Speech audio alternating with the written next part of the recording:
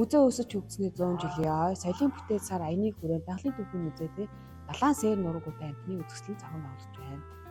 Энэхүү үзэсгэлэнт Бүгд найрамдах Солонгос улсын үндэсний шинжлэх ухааны музей, Байгалийн түүхийн музей хамтын ажиллагааны хүрээнд Солонгос улсаас 600 орчим далайн сээр нуруугуудын амьтан ирсэн. Үүнээс энэ үзэсгэлэнт 300 гаруй үзмэр дэглэгдсэн байгаа.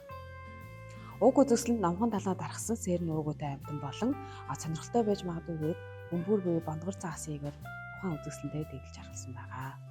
За энэ үзэсгэлэнд далайн од, далайн хясаа, далайн дун, далайн шүр эдгээрийг бол шинжлэх ухаан таны мэдхийн мэдээллийг бол оруулсан. Далайн хөвөн битэн одоогоор бол шинжлэх ухаан 5,000 зүйл тэмдэглэгдээд байна. Далайн хөвөн битний онцлог нь бол мэдрэлийн эсүүд болон булчингийн эсүүд сул хөгжсөн учраас гадны аливаа нэгэн тохиог бол хүлээж аваад хариу үйлдэл үзүүлэх чадваргүй байдаг. Иймээс тухайн амьтан бол суумгай далайн ёроолдог байдаг.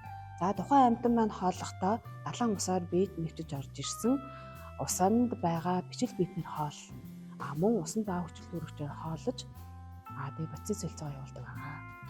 Бондгор загас өргөст бөмбөлөг загасны тухай ярья.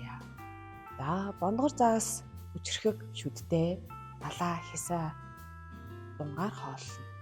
Өргөст бөмбөлөг загас шөнийн цагаар далаа няцхай битнэр хооллно.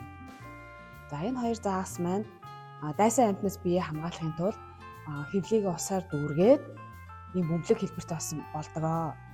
Тухайн ингээд бөмбөлөг хэлбэртэй болохоор биенээсээ хор ялгаруулдаг. Энэ дайсан амьтны өргөх буй хордуулах ийм цоглоготой болсон. Номхон далайн сээр нуруугуудын амьтны үзэсгэлэн Байгалийн түүхийн музей үзэсгэлэнгийн тэгэн 11 сарын 12 нээлттэй хийсэн. Энэхүү үзэсгэлэнгийг та бүхэн хүрэлцэн ирж үзээрэй гэж байна.